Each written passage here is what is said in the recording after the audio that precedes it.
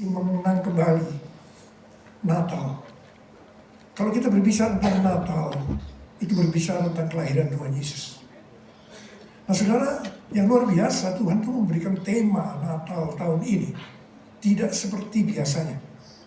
Saya juga waktu mendapatkan tema itu, saya juga kaget. Biasanya Tuhan tidak berbicara seperti ini. Tapi hari ini ada sesuatu yang perlu kita simak baik-baik. Tema Natal tahun ini adalah pikirkanlah perkara yang di atas. Kita baca ayatnya saja. Yuk kita baca Kolose 3 ayat 1 sampai 4. Kita baca sama-sama 1, 2, 3. Karena itu apabila kamu dibangkitkan bersama dengan Kristus, carilah hal-hal yang di atas di mana Kristus ada, duduk di sebelah kanan Allah. Pikirkanlah hal-hal yang di atas, bukan yang di bumi. Sebab kamu telah mati dan hidupmu tersembunyi bersama dengan Kristus di dalam Allah.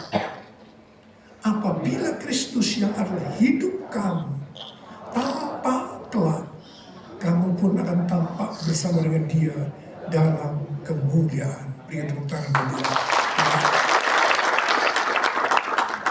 Pikirkanlah perkara yang di atas. Carilah perkara yang di atas, bukan yang di bumi. Paniko, saya masih ada di bumi. Gimana saya tidak bisa memikirkan hal-hal yang di bumi? Padahal Paniko berkata, pikirkanlah perkara yang di atas. Cari perkara bukan yang di bumi. Ayat ini berarti kita masih hidup di bumi. Kita semua hidup di bumi. Tapi apa yang kita lakukan, apa yang kita pikirkan, apa yang kita putuskan harus sesuai dengan perkara-perkara yang di atas. Untuk kekekalan, perkara-perkara surgawi, itu yang dimaksudkan. Saudara, yang luar biasa, kalau kita melakukan ini, maka ayat yang keempat akan kita alami. Kita baca sekali lagi. Sekali lagi, kalau kita melakukan, memikirkan perkara yang di atas, ini yang akan terjadi. Yuk baca sama-sama. 1, 2, 3. Apabila Kristus yang adalah hidup kamu tampak kelak, kamu pun akan tampak bersama dengan Dia dalam kemuliaan. Wow. Ayat ini berkata, kalau nanti Tuhan Yesus datang di awan-awan menjemput gerejanya, kita akan diangkat bersama-sama. Saya merindukan diangkat bersama-sama. Ada beberapa, wow, cuma di PVJ luar biasa. Dan saya bersuka cita, saya tadi tanya sama Ivan, sudah berapa lama kebaktian di tempat ini? Udah 7 bulan. Oh, puji Tuhan. Selama 7 bulan saya baru pertama kali datang di tempat ini. Puji Tuhan saya bisa datang di tempat ini. Dan saya bertemu dengan saudara-saudara yang dikasihi Tuhan. Yang jemaat di PVJ, yang jemaat luar biasa. Wow.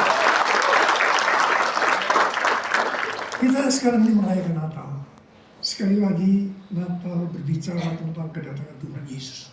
Kelahiran Tuhan Yesus ke dalam dunia ini. Mari kita baca apa yang Tuhan Yesus katakan. Dalam Yohanes 3 ayat 16. Ayat yang terkenal sekali. Kita baca sama-sama. 1, 2, 3. Karena begitu besar kasih Allah akan dunia ini, sehingga Ia telah mengaruniakan anaknya yang tunggal, supaya setiap orang yang percaya kepadanya tidak binasa, melainkan beroleh hidup yang kekal. Saudara, pertanyaannya, ada apa dengan manusia? Ada apa dengan manusia sehingga Tuhan Yesus harus lahir di dalam dunia ini? Kembali Alkitab katakan, semua orang telah berbuat dosa dan telah kehilangan kemuliaan Allah. Upah dosa adalah maut, mati. Tempatnya di mana? Neraka. Lebih keras saya. Di mana? Lebih keras lagi. Di mana? Jangan ragu-ragu ngomong. Dan ini perlu. Suruh ngomong keluar.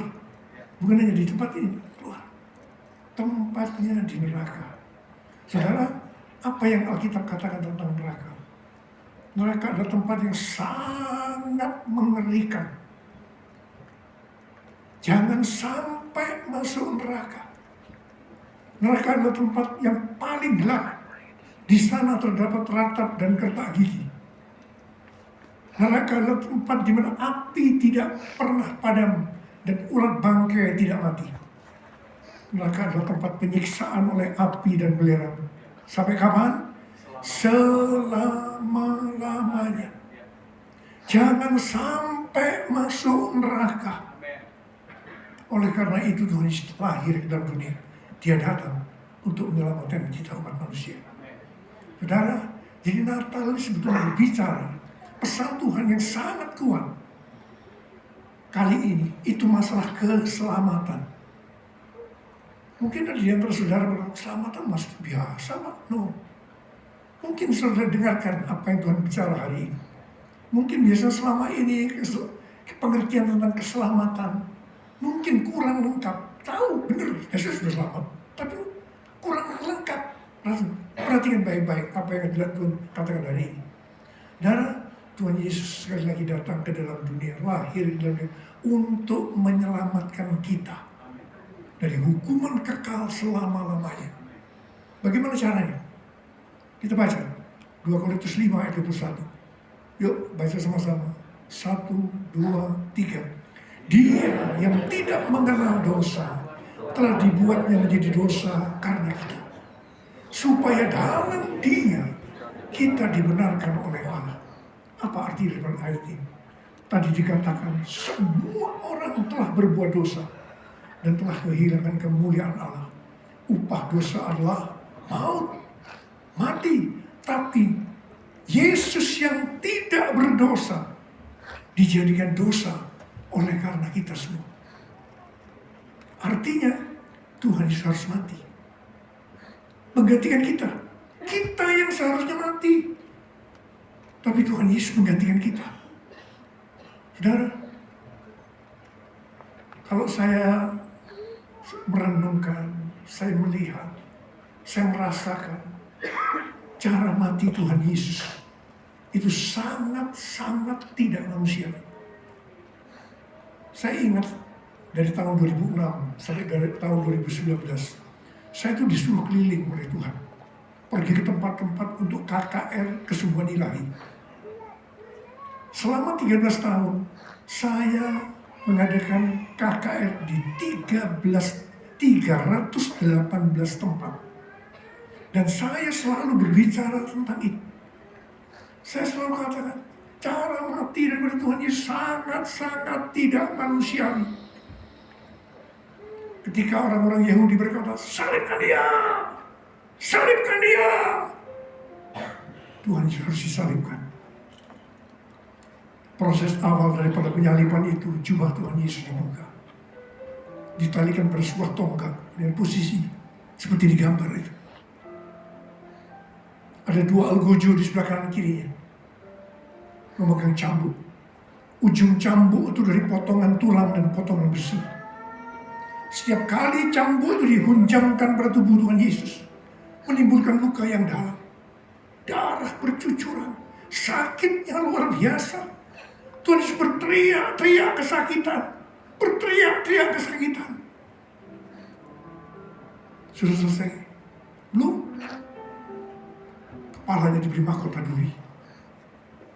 Duri ditancapkan di kepalanya dengan cara dipukul dengan bambu. Duri masuk, sakit, darah bercucuran. Selesai? Belum. Kakinya dipaku, tangannya dipaku di kayu salib. Kalau saya melihat gambar ini, saya selalu berkata, sakit ya Tuhan. Sakit.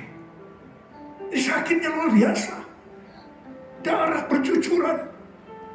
Tuhan Yesus digantung di atas kayu salib. Pada saat itu Tuhan Yesus mengalami penderitaan yang luar biasa, secara lahir maupun batin. Secara lahir dia merasakan sesak akibat cairan menekan jantungnya. Secara batin dia melihat, dia mendengar semua orang yang lalu lalang, termasuk orang Farisi, imam kepala, tua-tua, bahkan salah satu penjahat yang ada di sebelahnya. ikut menghujat dia. Semua orang menghujat. Sakit. Saudara pernah dihujat orang? Saya sering. Dalam pelayanan saya, karena Tuhan memberikan visi-visi yang mungkin banyak orang tidak tahu. Dari awal, saya banyak dihujat orang.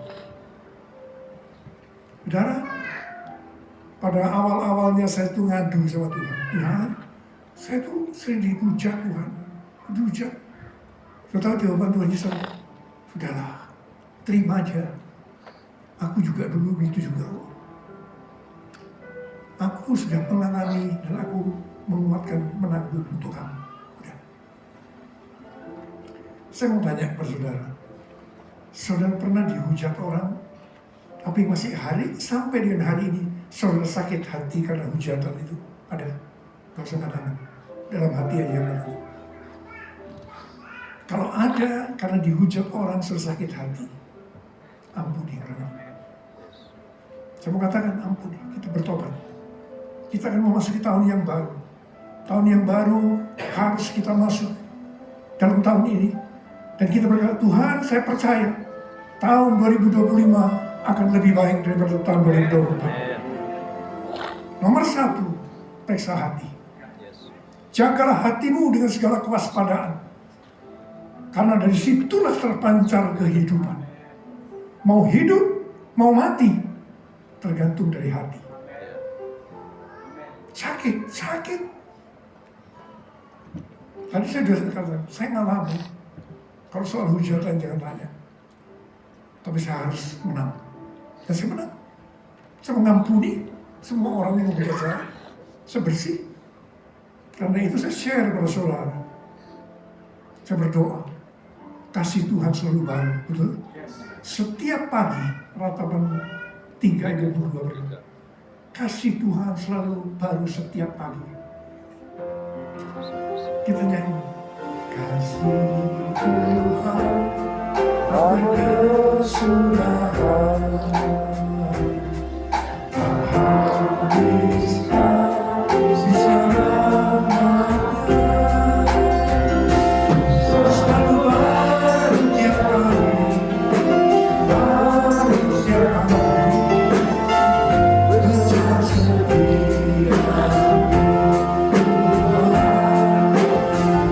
Besar setia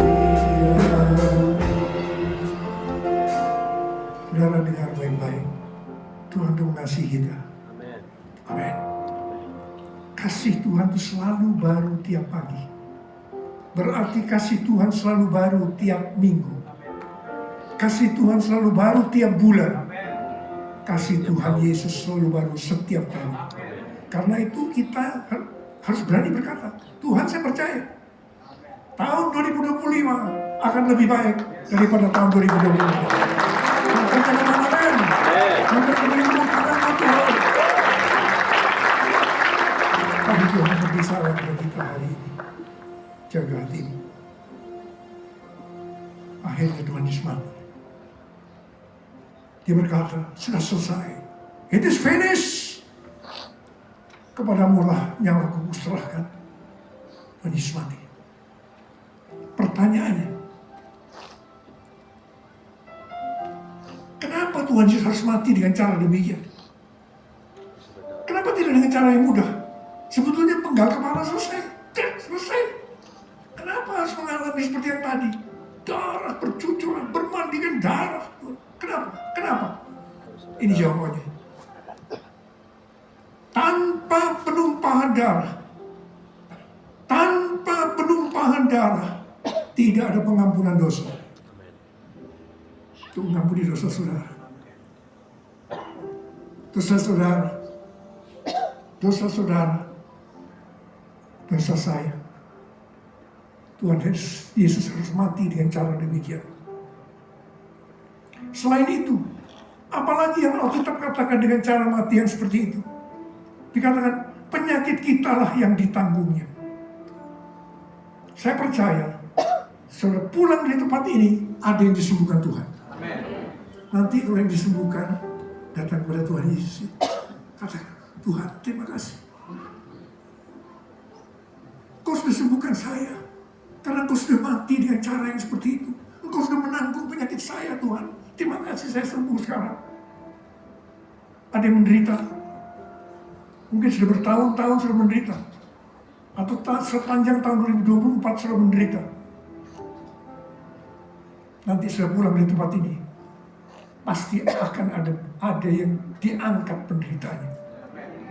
Jangan lupa datang kepada Tuhan Yesus. Ucapkan terima kasih. Tuhan, kalau Kau sudah mati dengan cara begitu, penderitaanku Kau angkat. Terima kasih. Terima kasih. Amin. Dan dikatakan sini, oleh bilur-bilurnya kita disembuhkan.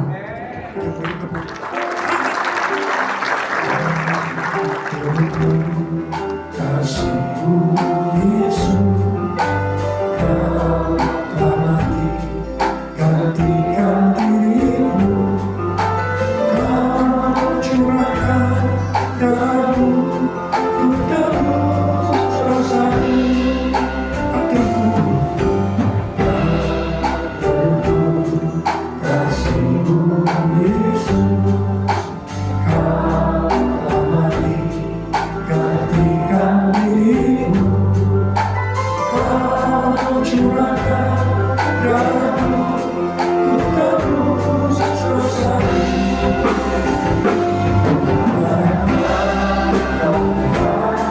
Dipuji dan disembah dengan segenap hatiku. Layanlah Tuhan, dipuji dan disembah dengan segenap jiwa-ragaku. Dengan segenap jiwa-ragaku.